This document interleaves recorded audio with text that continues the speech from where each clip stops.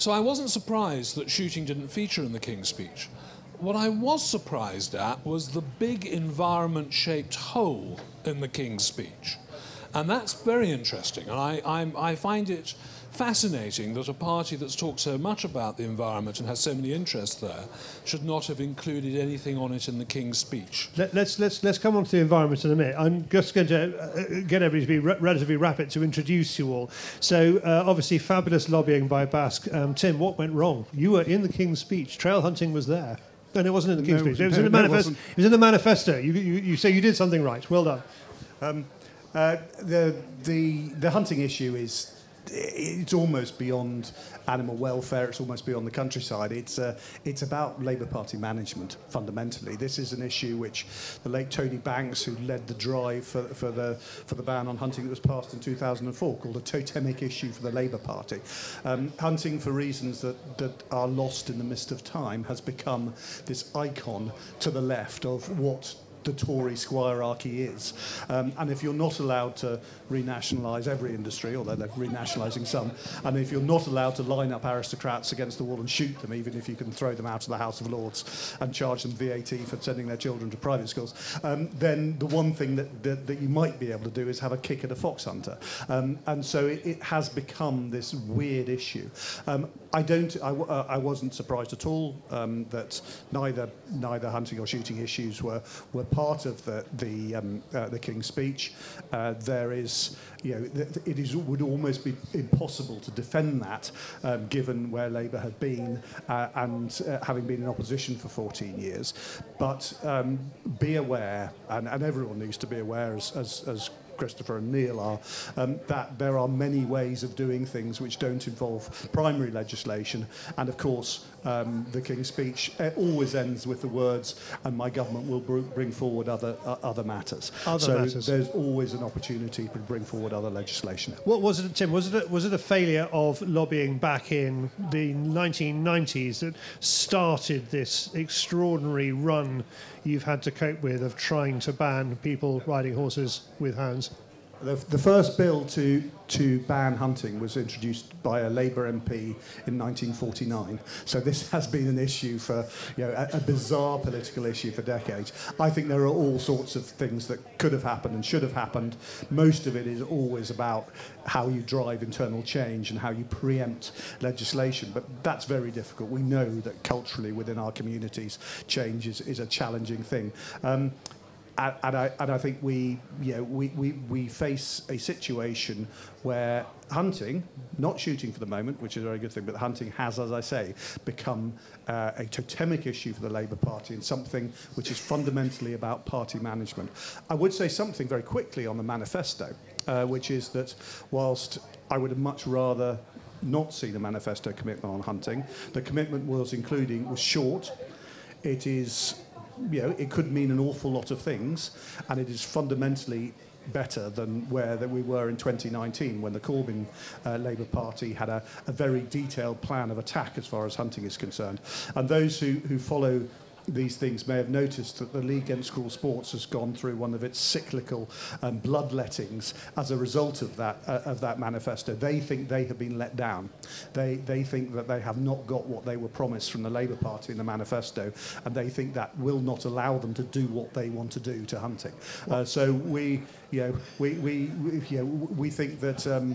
That there has been a fundamental change on hunting, on shooting, and on issues like right to roam between 2019 and 2023, at least in the presentation of the Labour manifesto. What actually happens, we shall see, and I'm sure we'll discuss. Neil, can you bring those two together? I mean, is this a picture you recognise? Is this the reality of Parliament?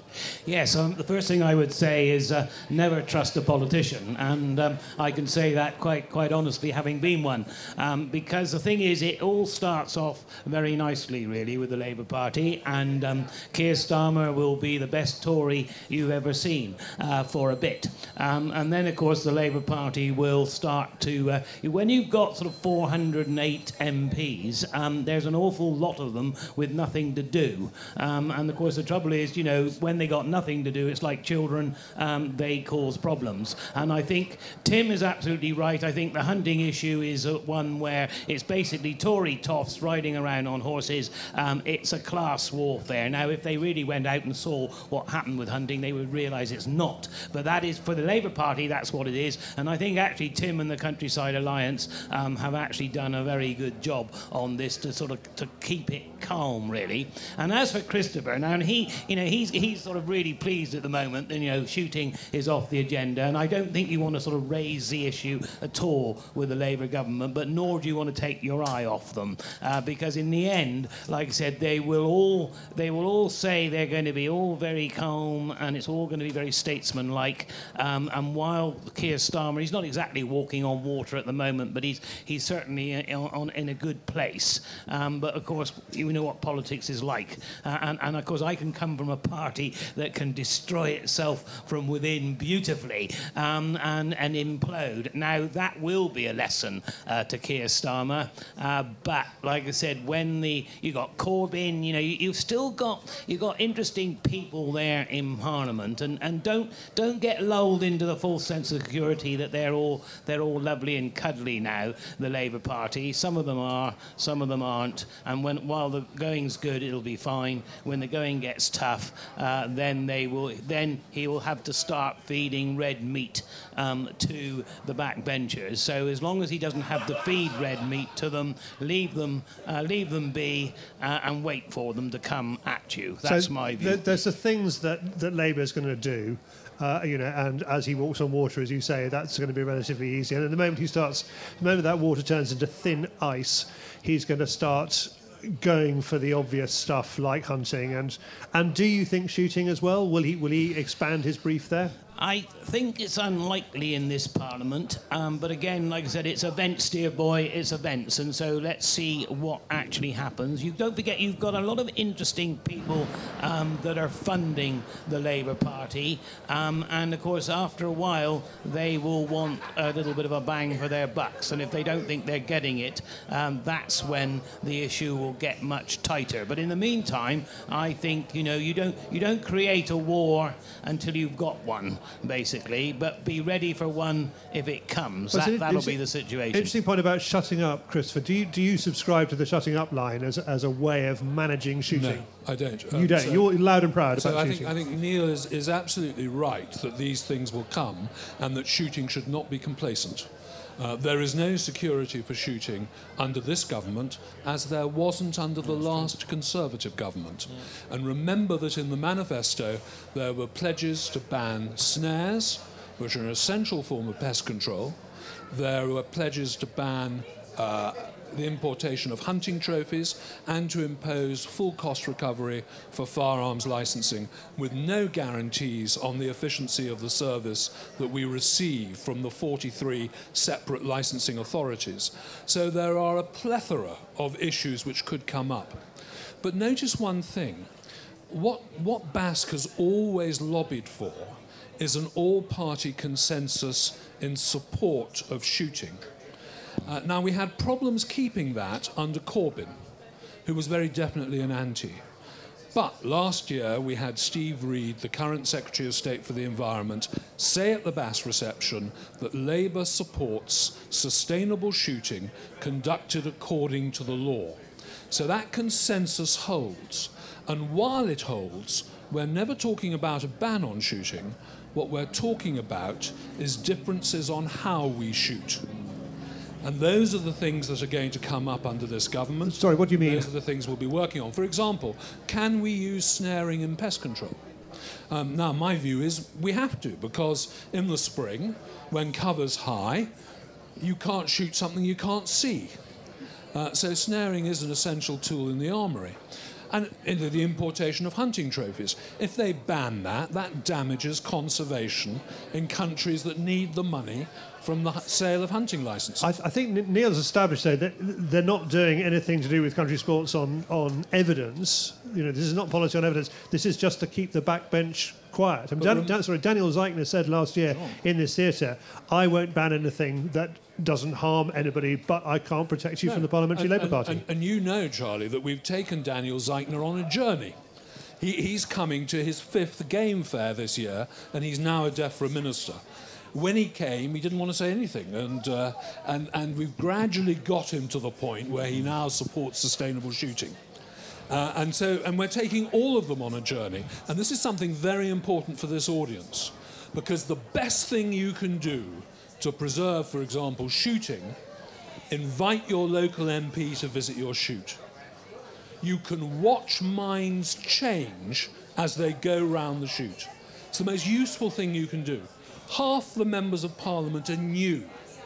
Get them out and show them what shooting is on the ground, and they will change their views, because they will realise that all the propaganda that's been spun at them is wrong.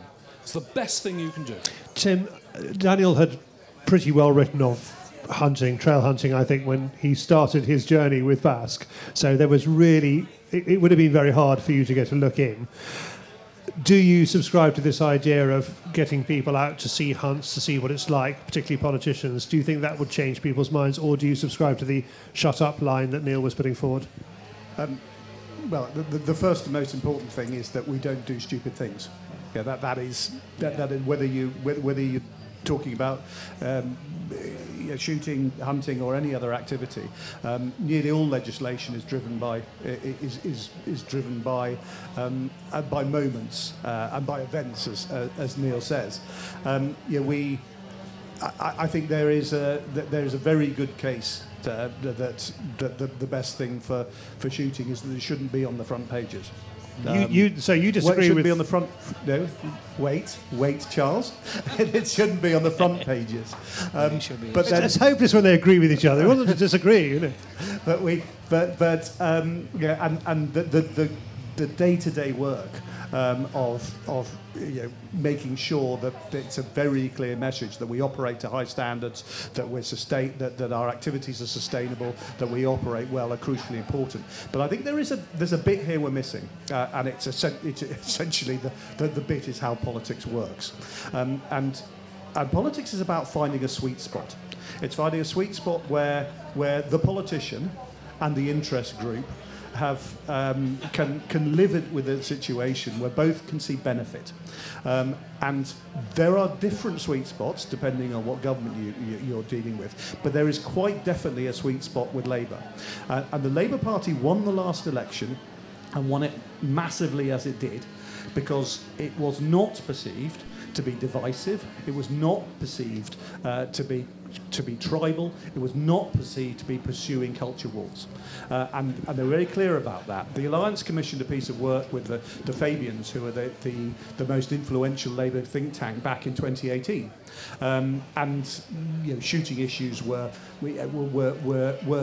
primary to that, but they were certainly part of the background music. And the conclusion of that piece of work by the Fabians was that if Labour wanted to take power, if it wanted to win rural constituencies, which it had to do in order to become in government, it needed to focus on those issues which people in rural communities actually cared about, rather than taking the attitudes and the obsessions of urban politics and urban activists and imposing them on the countryside. And it used language which subsequently has almost become the language of the Labour Party when they're talking about the countryside. So you'll hear Keir Starmer, you'll hear Steve Reid, his DEFRA secretary, you'll hear Daniel Zeichner, who we talked about, talking about respect for the countryside, talking about listening to people, talking about that language comes from that process. And Steve Reid came, which we were very surprised about actually. We'd organised a big conference on broad rural issues in London during the election campaign, and we thought that everyone would pull, but Steve Reid came. He made that speech, and now you can question, and I questioned him. I like Steve actually, and I looked him in the eye on the hunting issue, and so how on the one hand can you talk about respect, and the other, go on pursuing the hunting issue again? To which he said, well, look, we can have that discussion when we've concluded that, rather than we've started it. But I think it's really important to understand that You know, the big issue within Labour, the first question on the first day they came to power, is not what you're going to do, it's whether you're going to win again in 5 years' time. That is the single most important issue. Neil is nodding. Neil? Yeah, I mean, I think what will be interesting with trail hunting is, will they try and put it through the House of Commons quite quickly, or will they do the Tony Blair thing of debating hunting for 700 hours and whether we go to war with Iraq for 30 hours? So in some ways, from Keir Starmer's point of view with the left of the Labour Party, it's probably one of those things that needs to be left there and debated for quite some time. But Tim is absolutely right on the trail hunting side of it. And I know it's difficult when you go out to trail hunt not to have some problems sometimes, but try not to, because all you want is a couple of foxes or whatever to be caught, and then they will immediately, the whole thing will be hyped up the agenda again. And where Christopher says, yes, go out and educate the Labour MPs. Yes, go out and educate them, but never trust them. Because at the end of the day, if the going gets tough, they will revert to type. And yes, I will accept the Tory party did lots of things for the countryside and for farming, which I had a right go at when I was chair of the Select Committee, and I still have a go at now. But in the end of the day, the feeling of the Tory party usually comes in from the countryside into the urban side, whereas the Labour Party starts from the urban side and moves out into the countryside. And so that's why I think, yes, very good idea to try and educate them, but like I said, in the end of the day, if they really want some real good socialism, some real good anti-class stuff, then the countryside and even shooting is all good stuff if they really want it. We just hope that they don't. But one final point, the economy, stupid, and that's what I think will help the countryside, because there's no doubt that the whole Labour policy on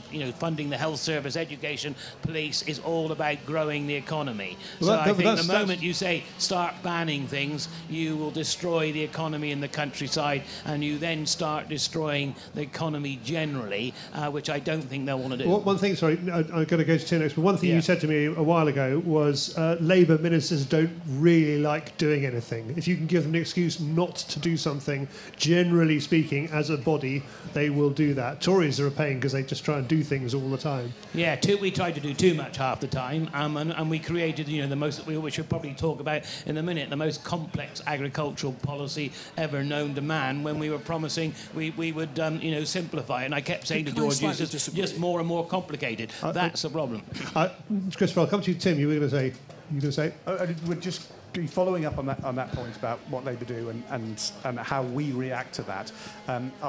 You can, I'm sure we'll be sitting in 2 years' time, Charlie, and you can hold me to this and tell me I was wrong again. But I would expect in a couple of years' time, once the Labour government has fed the left VAT on private school fees, and it's fed them the lining up the hereditary peers and throwing chuck them something about Israel, they like that. Yeah. But we will get to hunting, and there will be a proposal. The Labour Party, as I say, you can laugh at me in 2 years' time, but I think what the government will propose will be something which will not be helpful, which will make hunting more difficult, but will allow those who are operating legally and legitimately to carry on what they're doing. That is my prediction.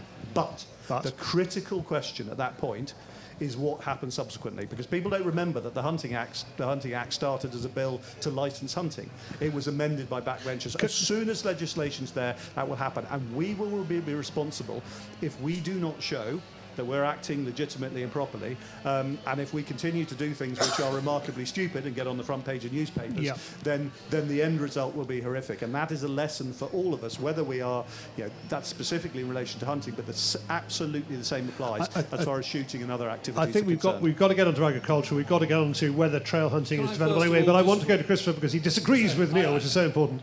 Charlie's always looking for somebody on the panel to disagree, and I'm about to disagree respectfully with these two gentlemen who I'm very fond of, and that is to say that if you looked at the last Conservative government, we were facing a ban on the importation of trophies, the imposition of full cost recovery for firearms licensing, We were looking at bans on releasing on specially protected areas.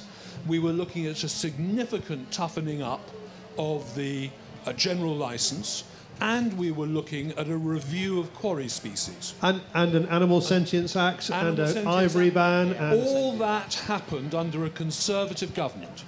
And if you look back, all the restrictive legislation on field sports, apart from the Hunting Act and the ban on 2.2 pistols, were done by Conservative governments. Okay. So it's very important that we don't get a division here between Conservative and Labour. As Neil says, don't trust any politician, or at least be cautious in your trust. Can I just say, on the sentience bill, I spent a lot of time in the select committee and we kicked it into the longest grass we could find. Oh, it is magnificently done. And then the sillies, I won't say what I was going to say, they dug it out again. Yeah. But, you know, seriously, that was absolute rubbish legislation was never actually going to get through in the end. But it did, didn't it? It created the third revising chamber in the House of Parliament, exactly. Which is amazing. And the ivory ban ended up banning the word ivory, and that was all. Tim, can you defend yourself? Only just to say, I don't know what Chris was picking a fight with me, because I don't put forward those views, and some of us fought the sentence bill tooth and nail all the way through. I think he was just cuddling up to Labour there. Don't you think? Well, we have friends across the party. I think there was a massively disappointing period, and you know, we go on to talk about the Conservative government and its many failures. You know, sadly, latterly, but the period after, you know, at the back end of COVID and afterwards, and the public and some of the animal welfare and, you know, stroke animal rights, and I use that, you know, advisedly, that phrase, which was brought forward by a Conservative government, was frankly bloody shocking. Because it has an effect on the future. I mean, how did that animal rights agenda creep into government? Start with you, Tim. How? I do. It's very personal. It was about the Prime Minister's wife and Lord Goldsmith. Yeah. Frankly, okay. That's where it came from. Yeah, well, without a doubt, Tim's right there. And also, I think that the party generally became very populist. And so, therefore, whether it was sort of more Brexit or whether it was more animal welfare, but it became sort of on margins of animal rights. I mean, there's no doubt that duo stopped the badger cull in Derbyshire. There's no, I mean, we got proof of that. And they, you know, well, she was certainly unelected, and so that was the issue for me, is that you've got to go through a democratic process. And the trouble is, the party in the end, we were just sort of, I don't know, we were just sort of hating everything, instead of actually endorsing it. I mean, we even fell out with business. For God's sake, the Tory party falling out with business. I mean, I'm a Tory because the only one I can remember a Labour Party bringing in capital transfer tax. And I was a farmer. I had no money, but I did have capital. And the last thing I wanted was a transfer tax. So, you know, this is where it went wrong. All right, Christopher. So I think that I'm delighted to have brought a bit of political balance into this discussion. But what I wanted to say was, you were told not to trust politicians. I would say be cautious in your trust with politicians, because when you meet them in your constituencies and take them to visit your shoots or hunts or whatever, what you're trying to do is build a relationship with them. And every good relationship is built on trust, a measure of trust. And if you can build that relationship, you've given your MP a constituency interest in shooting, and you become their shooting expert. So that when something comes up in Parliament, they'll be giving you a call and saying, what do you think of this and what should I say? And that's the product. Have you got evidence of that? Have you seen BASC members Absolutely. that happened to BASC members? Yeah, absolutely. So, for example, taking a Labour single woman, single mother MP from Scotland out on a shoot. She was not somebody who was a supporter before she went to the shoot. She came back and she said, they're all like my granddad and my uncles. And she became an instant supporter. You know, I took a Labour DEFRA spokesperson out on a shoot not far from here, and as the hare lolloped across the path, the butterflies rose from the game cover crop, you could see his mind change in an instant. So they've had a lot of propaganda pushed at them over the years. That needs to be countered. It can be most swiftly countered by seeing in person. Christopher, could you advise Tim whether that might work for hunting? I would.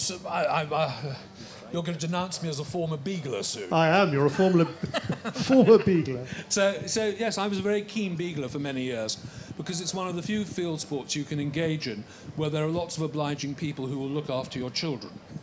And it used to be my Get Fit session every autumn, was to go beagling. I think it could work with trail hunting, but you have to demonstrate that what you're doing is being done within the law, because Labour's concern, of course, is that trail hunting is essentially a means of evading the law. Well, I mean, in a way, trail hunting was... I want to come back to the future and aim to sustain and things like that, and of course, agricultural policy, but, I mean, in a way, trail hunting was a way to save hunting. No, that's not what I'm saying. No? Trail hunting was a way of hunting foxes while appearing to do something different. That is the allegation. That's how it's... the allegations turned out. If you can demonstrate that that isn't the case, then take MPs out and show them. Tim, is it worth saving trail hunting if that's what they're going to try and ban? Well, you have to save the ability to take a pack of hounds out into the countryside and make sure that they have a purpose. And there is only one job that hunting has to do in the next period. Up to the point at which Labour does bring forward legislation, and that is to show conclusively and arguably that they're operating legally and legitimately. There is nothing else to do. Well, this is not an argument about animal welfare. Yeah. I mean, frankly, it is deeply frustrating that people want to answer the question. And Chris was quite right. There's one question being asked by the Labour Party: are you operating legally? That is it. And if you want to answer that question by anything other than just yes, if you want to answer that question by saying, well, actually, we'd rather hunt foxes, or oh well, you know, we're wonderful people, so you shouldn't be narcissists. No, there is one answer to that, and the hunting community is largely getting that, but it is a broad and not always consistent community. But at least a significant majority of people have to be able to show that, and I'm very confident that we can find a future, a way forward for hunts through for hounds. trail hunting. Trail hunting is a difficult term. I mean, it was slightly invented on the back of a fag packet after the introduction of legislation in 2004. But it is, what is absolutely critical is that it remains possible to take a pack of hounds in the countryside, to carry out legal activity, to have a way forward for hunts. And I'm confident if hunting can change the perception. At the moment, 2/3 of people, 2/3 of the public, and probably a similar, if not larger number of politicians, especially Labour politicians, believe that hunts are not operating legally and legitimately, and that is the single focus we must have over the coming seasons. Can we do a quick, before I come to you, Neil, can we do a quick audience survey here? So who would, you're in a safe space, who would rather be hunting rather than trail hunting? Put your hands up. And who would be happy to continue trail hunting? Is there some way of saving trail hunting? Trail hunting will do. Put your hands up. A few. Okay. But if I could, Charlie, that's just a ridiculous question. I know you like disagreement. Yeah. It is an utterly ridiculous question. Hunting wild mammals, and I fought tooth and nail, as did the Alliance and all of us, fought tooth and nail to stop the prohibition of hunting wild boar and wild mammals 20 years ago. That argument, as far as the Labour Party is concerned, is over. That was ended 20 years ago. This is not about hunting. This is about whether we get to a point where legislation makes it almost impossible to take a pack of hounds out in the countryside. And that is very close. That is a real possibility. You're presenting political reality, but you have a constituency problem, I think. Is that not what this says? Well, I mean, I talk to that constituency all the time, and I have a part of the constituency there. I agree with them, absolutely. I want to be able to... I hunted a pack of harehounds, I hunted a pack of beagles. I love my hunting more than anything else on earth, as well as I don't have to get on a horse. But the idea that sitting here with over 400 Labour MPs in Westminster, you're asking people whether they want to be able to go back to 2004. That is a stupid question, Charlie. But Charlie, I think the one thing, and Tim, I think we mustn't lose sight of, it is still about livelihood and liberty. And so, you know, it's the livelihood of people in the countryside that worries me, because, like I said, it's not a class thing. It's all about, you know, keeping the kennels going, keeping the hounds there, keeping the horses horses, and then of course where it all links back down to the gymkhanas and all through the whole part of the countryside. And I think that's probably something that we will need to reinforce again to the Labour Party, is it's not just about the hunting, it's about the livelihood, because that's the one thing that always kept me really strong on hunting. Was not so much the actual hunting itself, but it was the livelihood of those in the countryside. It was the fact that, you know, keeping the landscapes, all of those things where you had the farming community that were linked into the hunting. The whole thing worked extremely well, and if you destroy that, you destroy a lot of the countryside. And I think, you know, sometimes if we could take it there instead of perhaps, because in some ways by talking about the blood sport, not exactly, but with the trail hunting, in a way we're playing into Labour's hands in some ways. In some ways I think we need to take it back to the economics. So that's the shut up line again. Tim. Yeah. Neil, you're quite right. That infrastructure, all that around hunting is absolutely critical, but we have to understand that a significant part of conserving that and saving that is in our own hands now. Yeah, absolutely. You know? I don't disagree. If we want to save that, and you know, we may well, we all want to live in 2003 before the Act was passed. But if we want to save all that you've talked about now, if we want to retain all that, we have to bite the bullet and we have to show unequivocally that we are operating legally and legitimately. Because what will happen otherwise, as I said, is that legislation will be put down by Labour government, and if we have not changed the perception as it is at the moment, they will stand back and let their backbenchers and let the left have a field day, and they will legislate to a point that it'll be almost impossible to sit on a horse in the vicinity of a dog. I think we agree with that. Christopher, can I just put something to you, Christopher? Sorry, just very quickly, which is that it seems to me that the point Neil makes is about, you know, the economic benefits, the environmental benefits, and the social benefits, which is something shooting has done extremely well. Is that fair to say? Yes, I think that's fair to say. I mean, this year we've published the natural capital value of shooting. We've published with the CA and many other organisations the value of shooting. We are just about to publish the Guns on Peg survey, and all of it shows the depth, width and breadth of shooting as a rural sport, its importance for the countryside, all the things that have been said about hunting. You're sounding a bit smug. Yeah, I am a bit smug about that, because if you tell me that shooting benefits the country as a whole, £3.3 billion to the economy, the 67,000 jobs, the equivalent of 25,000 conservation jobs, that is a massive input to the country.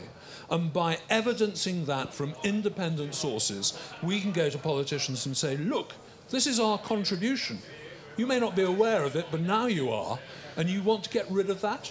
Is there something to learn from shooting there, Tim? Is there a way that you can use that sort of approach to sell hunting, or are we just past that? It's not that we're past that. It's that hunting is a much, much smaller activity than shooting.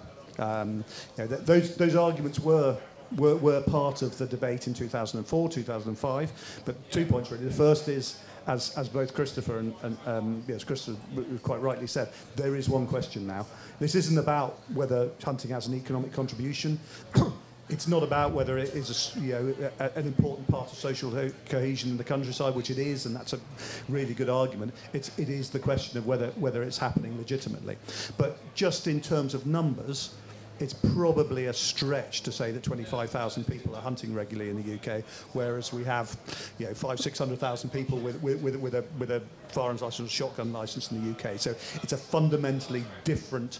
I know BASC don't like the term industry, but my way is always that shooting is an industry, hunting's a hobby. Yeah, that is the relative differential there. Do you agree with that, Christopher? Well, on the industry point, just let me say, the reason it's not an industry is an industry is pursued for profit. And we know from the Guns on Peg none of us make any money. That only 10% of shoots are actually commercial and are done for profit. So shooting in the generality is a recreation.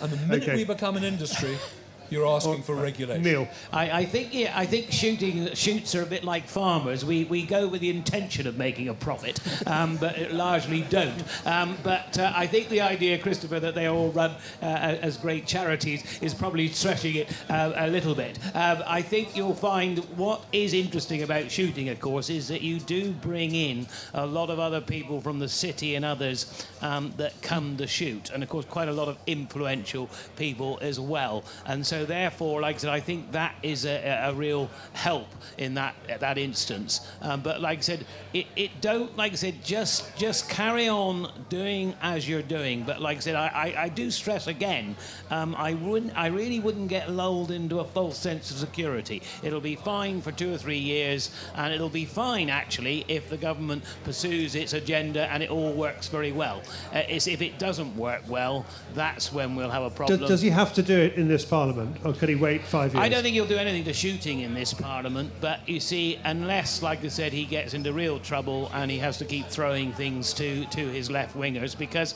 I'm not convinced by Christopher, like Christopher is, that there isn't quite a lot of real lefties amongst those MPs. Because, I mean, I sat in Parliament and there's still quite a lot of Labour MPs left from the time I was in. You only had to have a debate about Israel or anything else, and they all piled into the chamber like mad. They were all, I mean, all right, I've got mixed views over what's happening in Israel now, but in those days there was no real reason to be against Israel like they were. So like I said, there is lots there, and don't believe that they while they're controlled, while there is a great novelty back in power, they'll be fine. Okay. But once the novelty wears off, it'll be a different story. So I want to tell you about, Burns said, give us the grace to see ourselves as others see us. I want to tell you about a Labour MP who came to the Game Fair last year. He's the grandson of a gamekeeper. He grew up on a shooting estate. For all his time elected in Parliament, he had never come to the Game Fair. The reason he didn't come was because he thought he wouldn't be welcome. He came last year for the first time. He couldn't move down Gunmakers Row for constituents coming up and telling him how delighted they were to see him there. Now, there's an important lesson here. That is the way they view us. They don't think we'd welcome them, and we have to show them different. Okay, let's move to aim to sustain and what's happening with shooting in the future, how we are presenting ourselves to government.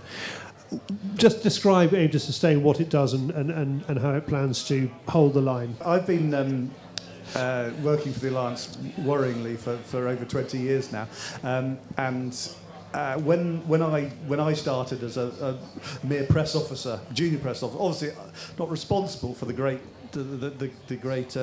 coming together of nation states, the relationship between various organisations with an interest in shooting was at best shaky and at worst.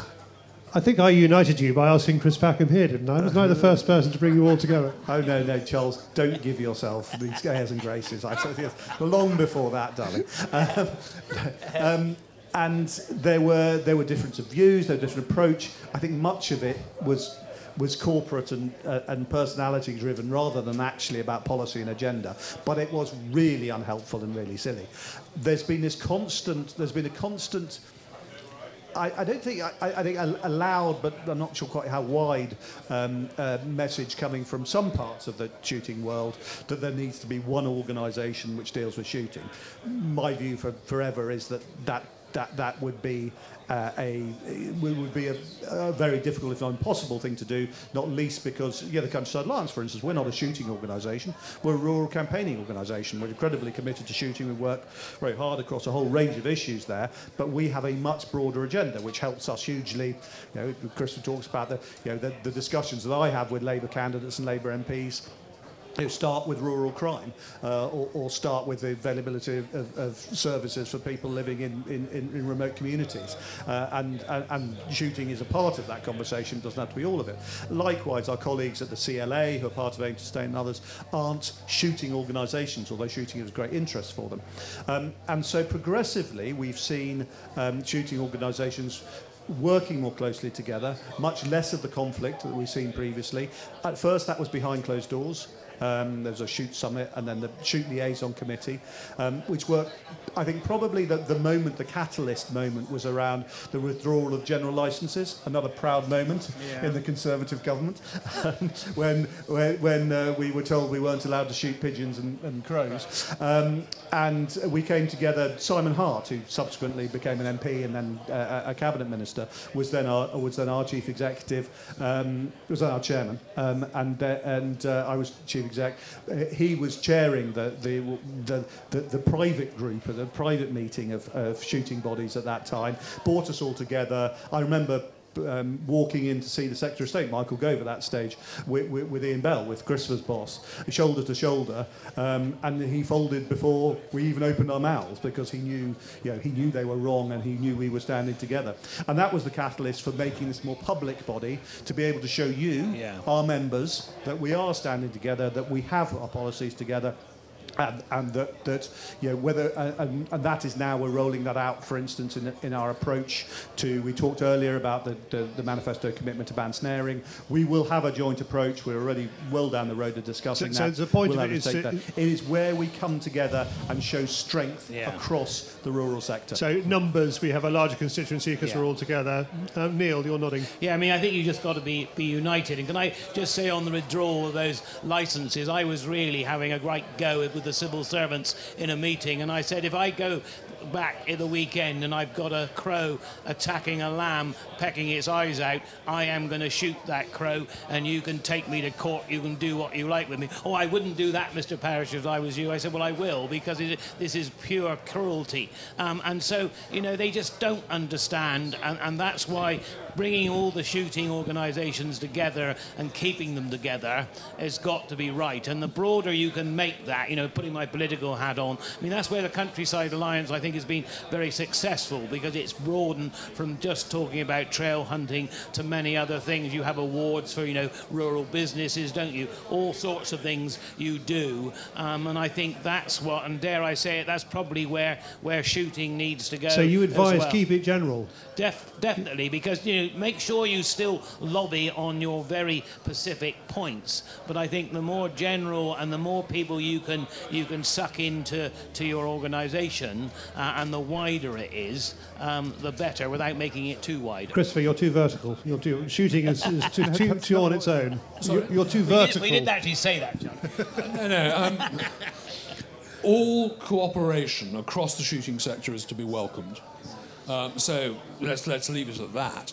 But I think that what is probably essential is to realise that there's also political loyalty involved in lobbying in this.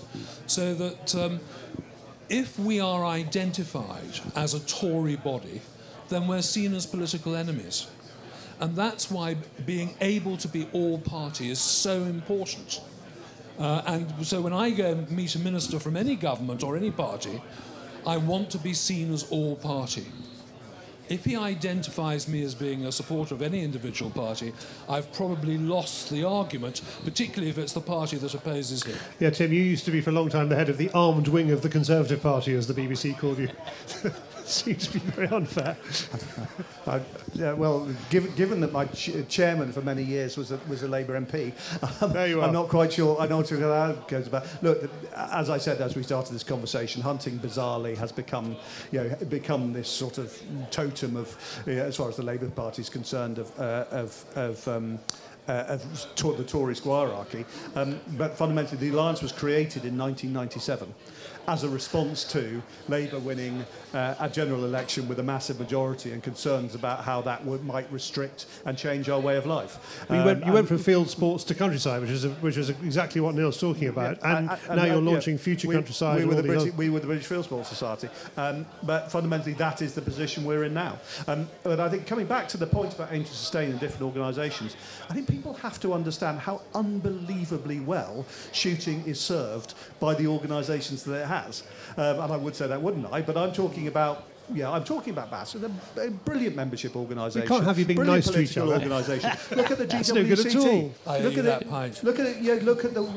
Look at we could not do the work we do in Parliament without the work of the GWCT, for instance. That research which we rely on as we brief people around. We have, and this idea somehow that you can just, that we want one.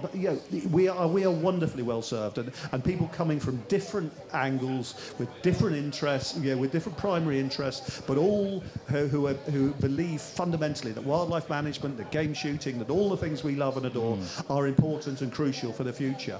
I just think that shooting is incredibly lucky to do that, and it will need to be, because I don't agree with Neil about this. We will see direct threats as far as firearms licensing is concerned in the first term of the Labour government. That's in the manifesto already. They want our money, but they will also be looking to push shotguns into Section 1.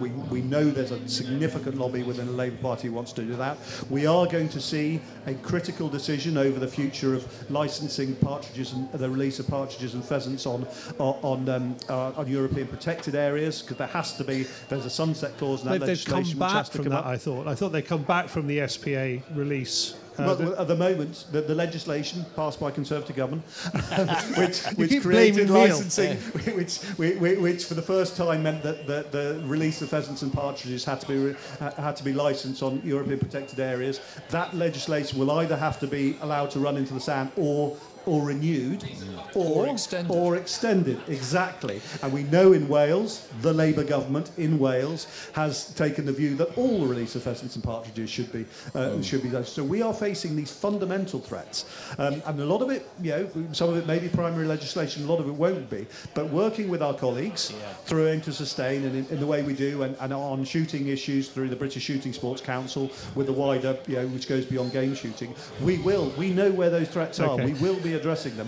But you see, the lesson to learn from hunting is that in order to sort of get hunting acceptable, be trail hunting or whatever, is that you've got to conform to the rules. And I think the one lesson that shooting needs to learn too is that, some of these excessively large shoots have to be careful. I'll be really blunt. Really?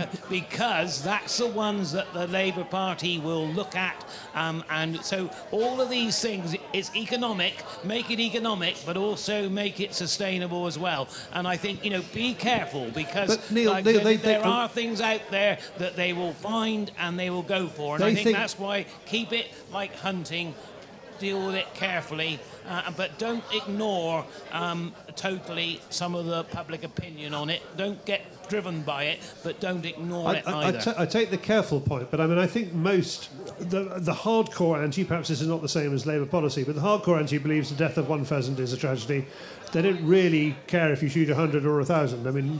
That's how they see it. I think you'll find, yes, the activists would be like that, but I think you'll find the public are a little bit more susceptible to a very large number of birds being shot in any given day. Okay. And I'm just putting this on the table. You can think about it, and I just think just be a little bit careful of how this is handled.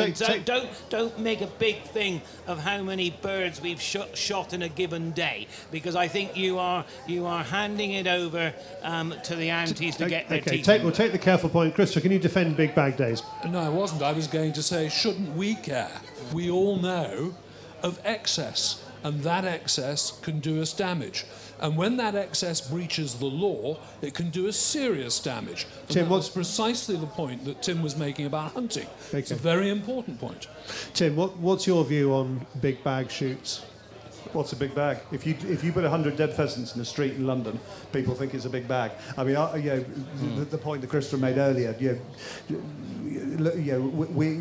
we make all sorts of assumptions, which mostly come from our own understanding and our very tight little community, and nearly all the time they're utterly irrelevant as far as actual public attitudes are. The critical issue is sustainability, and we should punt. We're talking about self-regulation, the most boring subject on earth to most people, but the single most important issue as far as the future of shooting and other activities are concerned. If we regulate ourselves, if we operate to high standards, standards, if we show that we're sustainable, then the job that Christopher and I and others have to do in persuading people that either they shouldn't be legislating against us or they should be legislating in the way we want them to becomes 100% easier. Exactly the point that I was making in relation to hunting, but as important, if not more important, in relation to shooting. Okay, Neil, let's start to head into agriculture, because we've got a few minutes left. As a farmer, what will Labour do wrong with agriculture, or where will they get it right? I think they'll probably largely pursue the policies that the Conservatives did. The problem with what the Conservatives did is that they took a lot of money away from farmers through the basic farm payment and then sort of made it horribly complicated on how you got the sustainable farming incentives and the others. So a lot of it's very laudable.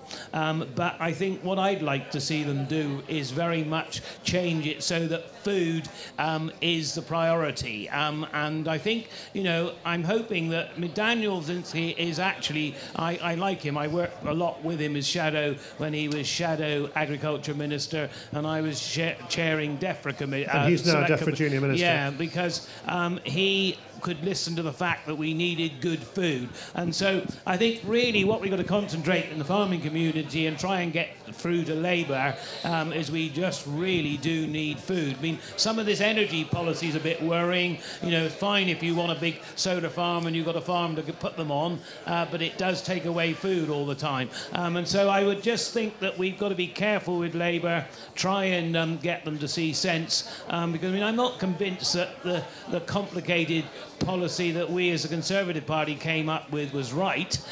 It is more environmental, but are we taking it too far? Are we, you know, buying up good land to plant trees on when permanent pasture is still holding an awful lot of carbon? So I think we have got to watch that we don't sort of see, perhaps in some parts, energy taking over land, and in other parts, perhaps, too many environmental schemes that reduce the amount of production on good land. So that's what worries me. We're seeing Steve Barclay, Shadow DEFRA Secretary, in this theatre at 3 o'clock this afternoon.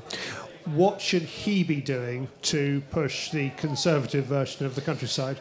You see, when Steve Barclay took over and Mark Spencer took over, they did start to see, I believe, a little bit of sense and actually water down some of the, you know, the environment, not water down the environmental side of it, but actually make it more practical for farmers to be able to work with the new schemes.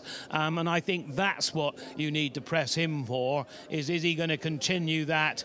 Because otherwise, you see, from a Labour point of view, they can pursue the policies that the last government had, but with more vigour. And that's what I think they will probably do. And I think also from an energy point of view, I think they see land is very useful for producing energy. And I think what we need actually is a land audit. I've always said this, because, you know, we need enough food, we need to produce energy as well. What do we want that land for? Do we want to put our solar panels and wind turbines on some of the best land in the country? No, we damn well don't. And so whether I upset one or two farmers that have got big schemes, but, you know, at the end of the day, if we don't farm to produce good quality food with an environment out there across the world that's getting drier, getting hotter, we're importing food, and we're a temperate climate, we should not only be producing more food for ourselves, but more food for export. So, I mean, it's my same old record. I don't intend to stop that record, Charlie, because I think otherwise, if we don't speak up for producing food in the countryside, I don't know what on earth we're going to do in the end. And then link that back to the shooting and the hunting and everything else that goes with it. That is what is fundamental. And we really have got to stand up and be counted. There is a moral issue about producing food, and I don't think we make the moral issue for it. And at the moment, land seems to be wanting to be used for anything but produce food. I'm being a bit dramatic there, but, you know, that is how I see it.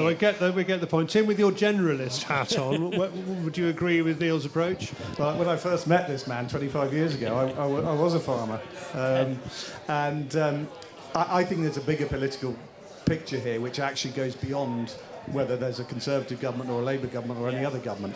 And that is that for decades and decades, agricultural support and the amount of money going into agriculture was not part of the domestic political agenda. That was part of the European agenda. That came through CAP, and whenever the German and French farmers marched shoulder to shoulder on Brussels, that money was protected, it was ring-fenced, and the farming community always across Europe looked after itself very well. I never for a moment could understand why a single person in receipt of a single farm payment ever voted for Brexit, because the huge challenge, as I see it, for farming in the coming decades, whoever's in government, is that this is now a domestic political agenda, and every pound that goes into supporting agriculture, goes into any scheme and other, is now in competition with a pound that goes into the NHS, a pound that goes into education or defence or anywhere else. And the huge challenge of the coming years will be maintaining support for farming. Then we've got water companies budget. And rail all coming into public ownership. That's going to be the big problem. Neil, it seems there's £3.5 billion available to keep the country's side quiet, which has traditionally gone to landowners. Even within the countryside, it now split between landowners and the conservation industry. So about £1 billion goes to the RSPB and people like that, and £2.5 billion now goes to farmers. Is that a long-term sustainable future for how we run the countryside?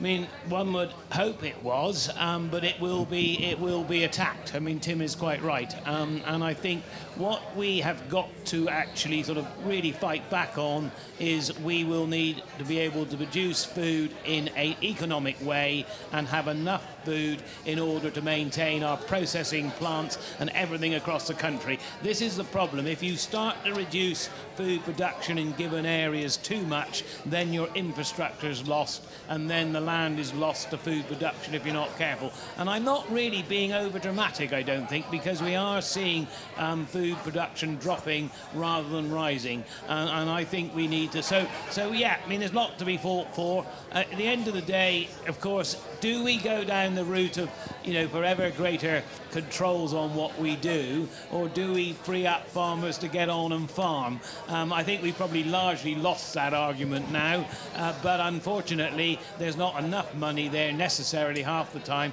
to be able to keep farming going properly. Sorry, Christopher, we're going to have to wrap it up there. You've done incredibly well. I can't believe how much of the countryside you've managed to cover. It's been a geographical pleasure. Thank you so much for coming. Ladies and gentlemen, Neil Parish, Tim Bonner, Christopher Graffius.